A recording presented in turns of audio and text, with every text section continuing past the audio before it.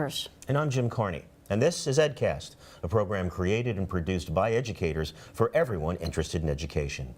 If it's true, as they say, that print is dead and newspapers are toast, then why are so many students still declaring journalism majors and applying to journalism schools? How is the changing face of journalism affecting the education of today's future journalists? Journalists and professors Miguel Perez and Bernard Stein will join us for a look at journalism education today. A few years ago, the City University of New York decided to launch the newest graduate school of journalism in the nation. Later in the program, I'll visit the school and speak to its founding dean, Stephen Shepard. But first, in the new modern world of journalism, technology is king. The old image of the cigarette-smoking reporter slaving over an Underwood manual typewriter is dead. Now, journalists must, of course, be able to write, but must also master various technologies. Today, this program, for the first time, is coming to you in high definition from the new Lehman Studios Multimedia Center. Here's a brief tour.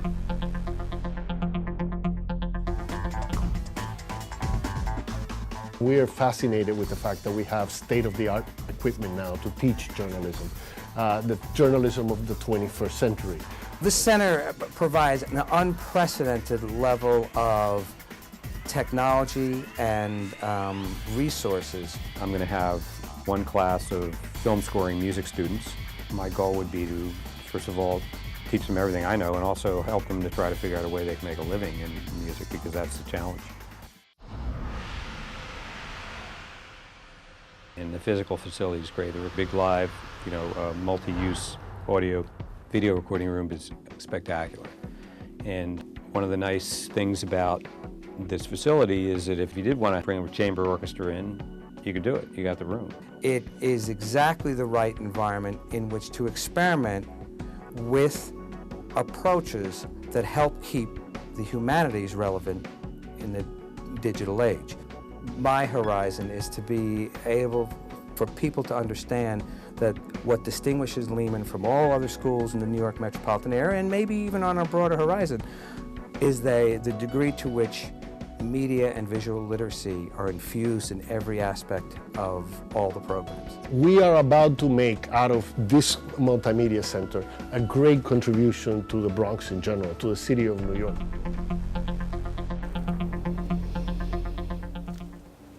Today, I'm joined by two CUNY professors who are also prize-winning journalists. Bernard Stein of Hunter College and the Graduate School of Journalism was the editor of the award-winning Riverdale Press for 30 years, and he is also a Pulitzer Prize winner for his editorial writing.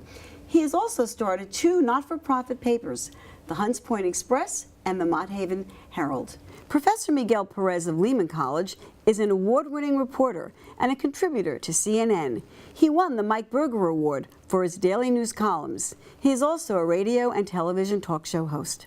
Welcome to Edcast. Thank you. Thank you. We're here to talk about the changing face of journalism and what that means for students today. We opened the show with a quote that said, "Print's dead and newspapers are toast." Do you agree with that? I don't. Okay. And in fact, I published two newspapers, old-fashioned newspapers on newsprint, and the reason is fairly simple. These newspapers serve poor communities where people don't have steady access to the internet. And they need, if they're going to have news, they need it still in newsprint. In my students' lifetime, there may not be ink on paper, but in our lifetime, it's still very relevant. So there's still a place for the newspaper. And yet, we can't deny that journalism is changing. So when you educate students to become journalists, and both of you are working with students now, what do you think is the kind of education that today's journalists need? What do they need to know about? Well, it's a smaller place for newspapers and a growing place for the rest of the media. And the media is transforming right before our eyes, has been for a few years now. And what that means for future journalists is being able to work across platforms, being able to do in front of the camera as well as behind the camera a great job. But being able to work on the internet, being able to design websites, being able to use Twitter to gather information and to disseminate that information. They have to be up with the 21st century. That's absolutely true, Miguel, but it's also the eternal verity. They have to be able to gather information and present it accurately in whatever platform they're using. Now you're talking about accuracy, and that's an interesting comment, because one of the things that concerns people is that traditional media, like the New York Times, I suppose, has a lot of fact checkers. I mean, you write an article for the Times, I'm assuming that somebody looks, we know they make mistakes, but generally people are looking at it. People working at home on a blog can pretty much say whatever they want, and nobody fact checks. So what do you tell students today about accuracy? I mean, Well, that's how the do you danger. instill that in them? What do you do? Well, that's the danger. You have to learn how to do the right research and learn how to base your research on the right websites and not blogs, because blogs can come from anyone at this point, and they're not really trustworthy for a newsman or for a news lady. And the fact, you know, bottom line, and I go back to your point, it goes back to writing. It goes back to news gathering. It goes back to the basics. If our students don't know that, they don't know anything. And you know, there's a lot of students who come to us and say, "Oh, I want to be in front of the camera. I want to be a star." And the first question I ask them is, "Do you know how to write?" Because if you don't know how to write, you're not going to get in front of the camera. So is writing an important component for both of you at the graduate level and at the undergraduate level? Absolutely. Or the senior college and the community? Absolutely. Absolutely. The thing about the web is that it gives us and our students even more, because I'm an old-fashioned guy who's just learning these things from my students, the opportunity to enhance their storytelling. If you use the web just because you can, if you use the ability to do a slideshow or a video or an audio, but with no real reason that makes the story a more compelling one, then you're doing something wrong. But if you use those tools to enhance that storytelling and to make it more interesting to your audience, then you've got a wonderful tool to use. You know, you hear the gloomy predictions, you know, that newspapers are dying and there's a changing world of journalism, and yet the enrollment in journalism schools and journalism programs is going up. There is data to show that it is going up. Why do you think it's going up? Well, here at Lehman College, we think it's going to go up tremendously. First, got this great student. Because we have this great new facility, this new multimedia center. We have a brand new curriculum that we just introduced, multimedia journalism. It replaces our old mass comm communication program, and it also replaces our multilingual journalism program. It's all under one roof now, multimedia journalism. We preserve our commitment to multilingual. We have a track for students who still want to pursue a multilingual career, but we also have a track for broadcasting and a broadcast for print. Everybody has to, there's a core group of courses that everybody has to take, and the new major is multimedia journalism. We're very, very excited about it. And as you said earlier, that multimedia journalism teaches them all of the skills that they need to know, both print and digital, against everything. Now, why do you think enrollment's Well, at Hunter going up? College, we regard the journalism concentration, it's within the Department of Film and Media Studies, as a liberal arts course of studies. It's not a vocational course of study. We're happy indeed if some of our students, when they graduate, become journalists, but I tell my students from the first basic reporting class on that if they are able to gather information, evaluate it, and present it compellingly, that they have learned a skill that will stand them in very good stead if they become an attorney, a doctor, a stockbroker, operate a not-for-profit, or whatever it is that they choose to do in life. And so that's really the focus. Now, we also, though, are quite multimedia. We're fortunate that we're in a film and media studies department because we've got documentary filmmakers, we've got people who are experts in digital media, and then we've got people who are old-fashioned writers and reporters like me, and we're able to bring a curriculum together that allows students to learn all of those skills. Do you think for students, I mean, I'm speaking for myself, I think there is that lure of being able to find out about a story, to investigate something. I mean, regardless of the job outlook later, I think students still want to be a part of that. I think that, I mean, the world around us is moving so quickly, so many things are happening, news is breaking as we're speaking. Doesn't that also appeal to students, you think, to get into the thick of that, to be a part of that, to be part of making change? And my students have a very strong sense of social justice. And these newspapers, the Hunts Point Express Let's talk about these newspapers for a minute. Tell us and the about Mott them. Haven Herald, their goal is to provide neighborhoods that could not be served by a commercial newspaper because the people who live there don't have the disposable income that advertisers are interested in, to provide them with the same kind of news and information that the Riverdale Press provided my readers in Riverdale with and continues to provide the readers in Riverdale with. And students respond tremendously well to the notion that they're not writing for a professor, they're writing for a real audience, and they have an obligation to do that very well. And these community newspapers, they serve very well the students who may want to move on eventually to a daily newspaper. When I was a recruiter for a daily newspaper, and I used to go to these job fairs to recruit reporters, what I would look for was obviously reporters who were journalists who were ready for a daily newspaper. When they were not ready, I would say find a community newspaper, get some clippings, get some bylines, get published, and then come back to me. So the community newspapers are a terrific training ground, just like our college newspapers are terrific training ground. This is what they need. Nowadays, while they're in college, our students have to take advantage of the fact that they can get bylines, they can get DVDs, produce television shows, actually. and then once they graduate, they can really look for a job with this stuff. Yeah. And these newspapers have websites that use all the tools we've just been talking about, so students are able to both practice that and showcase that. And then in my regular reporting classes, we also now, my students each have their own blog, and they post their work after they've revised it on the blog with, again, all of these tools insofar as they've learned them. These are the younger undergraduates. They make use of those as well. Jim Carney had the opportunity to speak to founding Dean Stephen Shepard at the CUNY Graduate School of Journalism, so let's take a look and see what he has to say on this. As times have changed, so has the need for journalism education to evolve. The CUNY Graduate School of Journalism is training the next generation of journalists to thrive in a changing environment. Stephen Shepard, the former editor-in-chief of Business Week, has been at the helm of the school since its inception 4 years ago. We began our conversation by discussing the genesis of the program. A bunch of the colleges that have undergraduate programs were sort of thinking they should start their own master's programs. And CUNY Chancellor Matthew Goldstein said, look, if we're going to do it, we'll do it university-wide at the CUNY level. We'll have a CUNY Graduate School of Journalism. And so that's how it started.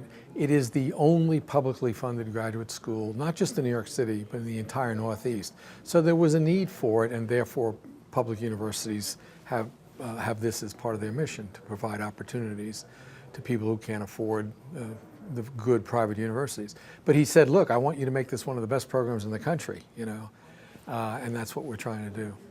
What is the mission of the graduate school? We started 4 years ago, which turns out to be a very fortuitous time because the professional journalism was just starting to change, the transition towards digital journalism. And so we could see it coming. We didn't have all the answers, but we knew the general direction that we had to go. So we designed the school to offer a converged curriculum. That is, to teach all the eternal verities of traditional journalism, the reporting, the writing, the critical thinking, the ethical values of mainstream media, and combine it with all the new stuff, interactive, multimedia, making the students fluent across media platforms. So the mission of the school is to train at the graduate level, master's degree, students who can compete and get hired in this new multimedia interactive journalism world. Describe the typical student at the graduate journalism school. On average, they're 26 years old, so they're not kids. We have some right out of college, but average age suggests that they've been out of college for 4 or 5 years. 2/3 of them, or 60% anyway, are women, which is fairly typical for these kinds of programs. We have about 40% are members of underrepresented minority groups. About 40% come from out of New York State. And it's a very diverse in every sense of that word, not just ethnicity, but backgrounds, geographic location, interests in journalism. About 10% of the students are international students. So it's really quite a broad mix of students, and they all hang out in the newsroom back there, and it's just great to see. This is a beautiful facility. Talk a little bit about the equipment and the resources you have here. Yeah, this is a very well-equipped school. It was built a little over 4 years ago when New York State had the money to do it, and it's really first rate.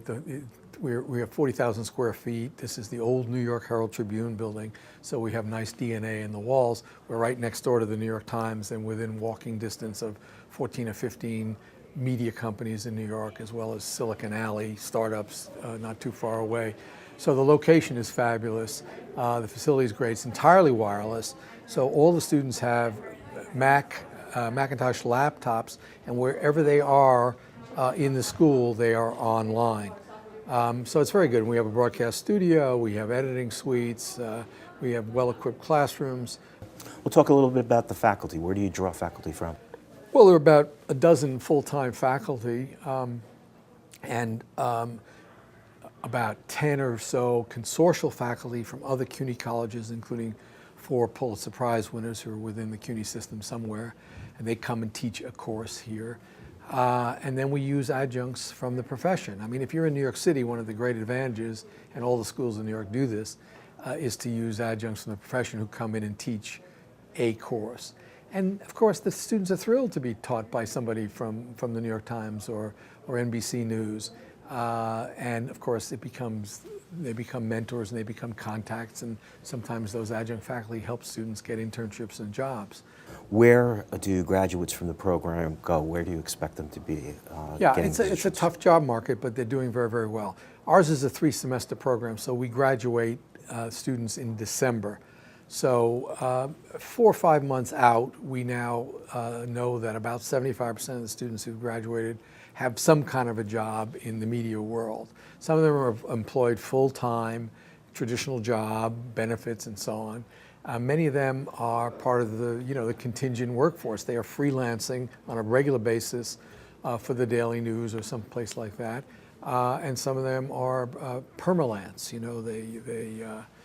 They just attach themselves to a publication and ultimately get hired. But there are places, the 3 classes who've graduated so far, students are at the New York Times and the Wall Street Journal and the Daily News and CBS and ABC, a bunch of websites, a bunch of community newspapers, some startups. There's a whole interest in entrepreneurial journalism here. The students want to get out and really create something new using the new technologies, and we encourage that. Do you think that the relative youth of the program and the school has allowed the attitude of the school to be a little bit different from traditional journalism graduate programs? Yeah, that's what I mean. I said we were lucky we started when we did, because everybody understood that there had to be a need for innovation. And because we were a new school, everybody understood we would innovate. And I like to think after 4 years that we still have the spirit of a startup and the energy of a startup. Now, back to Linda and her guest in the studio. He obviously feels there is a future for journalism and that students are being trained for something that is meaningful for them. I teach at the Graduate School of Journalism, and the Graduate School of Journalism is on the cutting edge of the things that we've been talking about in terms of cross-platform work.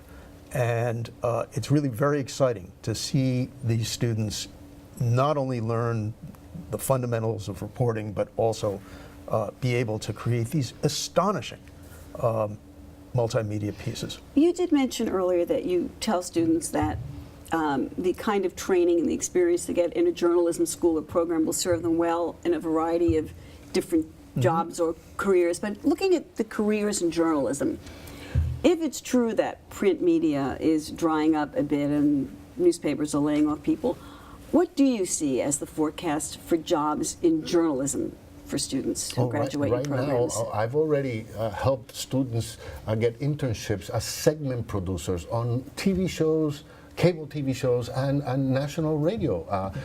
So segment producers. Want to explain to us what a segment producer is? Well, a segment producer is a person who plans a segment, invites the guest, prepares the questions, does the research, and then prepares everything for the host to do one particular segment on one particular topic.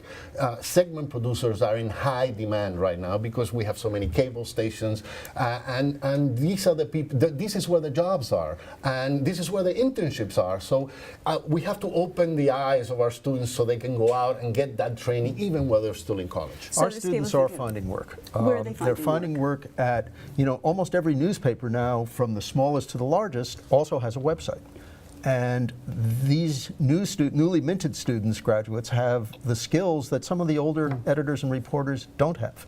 they're able to do the web production, for example. They're able to go out and cover the story with a camera, with a laptop computer, no flash, be able to get that from the automobile to the web in a matter of minutes after they've done their reporting. So those are skills that are very much in demand, and students are, in fact, when they graduate, getting jobs. Are they getting full-paying jobs? I know we're looking at online. I'm doing a lot of research for this. I'm looking at people who are saying yes, there are jobs online, but they're not really paying as much as the traditional. I'm talking about the New York Times. I'm talking about Newsday. I'm talking about the largest papers in the country as well as the smallest, and so they're getting the pay scale of an entry-level reporter at those news organizations. But there's also the reality that our students need to face the fact that sometimes they have to leave the city.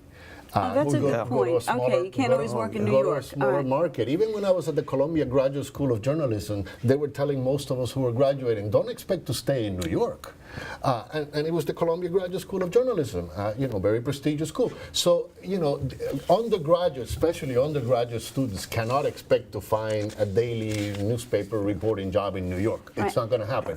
But there are possibilities elsewhere, all over the country. That's a good point. And I would say, Miguel, that nowadays, they really do need to go to journalism school. When I was at the press, people would come to me for advice. I'd say, get a job at a small newspaper like the Riverdale Press, where you're in a teaching newsroom, and that's the best way to learn the craft. But I don't say that anymore because of all the things that we've been talking about, of the technical ability that you need to have. I really think that undergraduates who want a career in journalism should be thinking about going to graduate school, if not immediately after graduation, then after a year or two. I think that's becoming true of so many jobs today. They're specialized, and you really can't just pick, you really have to have the training for it.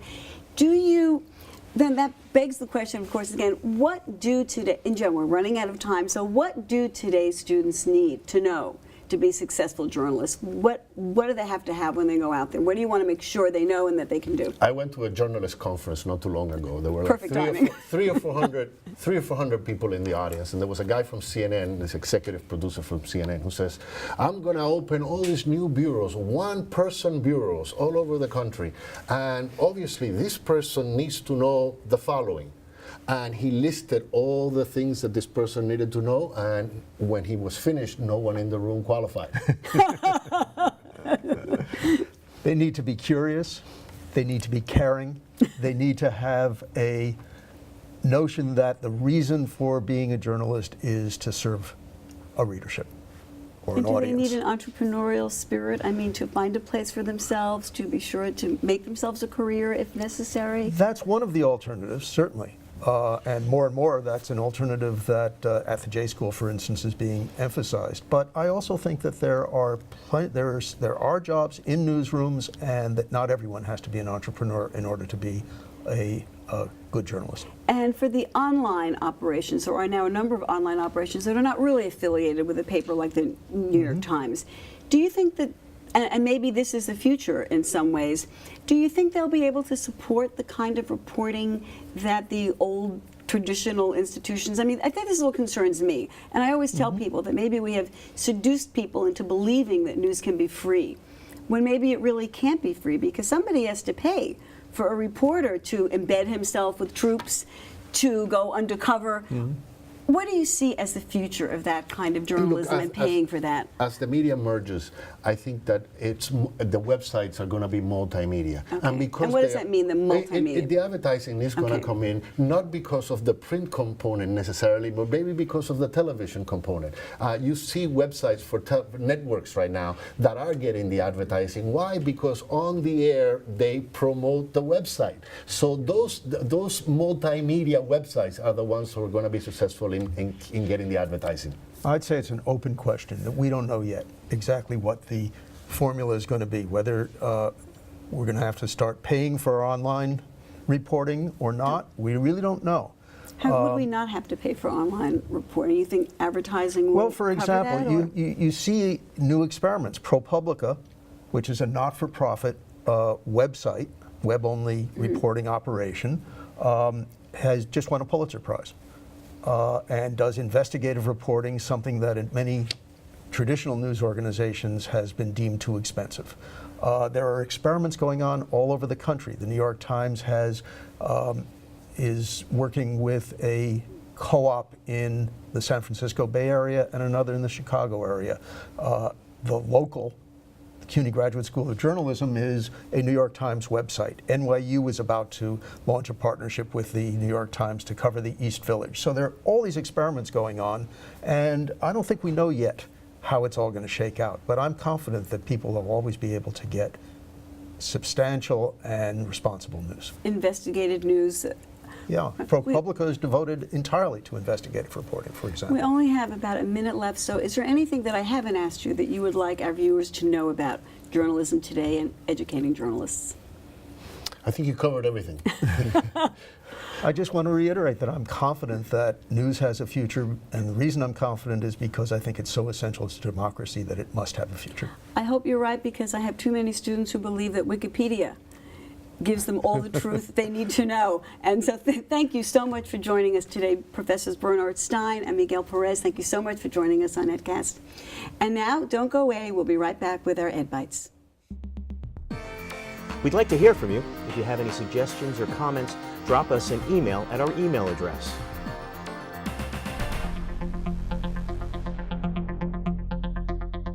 And now for this edition of Ed Bites. Single-sex schools are becoming increasingly popular as a way of improving the academic success of boys of color. But Education Week reports that a new study into the effectiveness of single-sex public schools for Latino and African-American males reveals that these schools do not have a better academic outcome than their mixed-gender counterpart. According to Pedro Noguera, an author of the study, there is no magic to separating boys. Educators recognize the importance of participation in after-school programs for adolescents and teenagers, but unfortunately, students often don't sign up or stop attending them. A new study from the Harvard Family Research Project recommends that if schools want kids to join and stick with these programs, they should be given lots of leadership opportunities. The program should also be community-based, enroll 100 or more kids, and make sure that staff members develop relationships with participants. The May issue of Developmental Psychology reports on studies that show that while most Latino students enter kindergarten with the same social skills as middle-class white kids, those early gains disappear if the children attend low-quality schools and live in low-income neighborhoods. Researchers believe schools should capitalize on this enthusiasm and eagerness children have when they start school before other factors erode some of these advantages. A new federal study reveals that supplemental reading programs that are supposed to improve students' reading comprehension are not very successful. Only one, Roundabout, showed a positive effect, and this was only when the teachers had a year's experience with the program. One program, Reading for Knowledge, even had a negative effect. The search continues. Well, that does it for this edition of Edcast. Until next time, class dismissed. Edcast is made possible in part by contributions from Lesh & Lesh, your Bronx attorneys.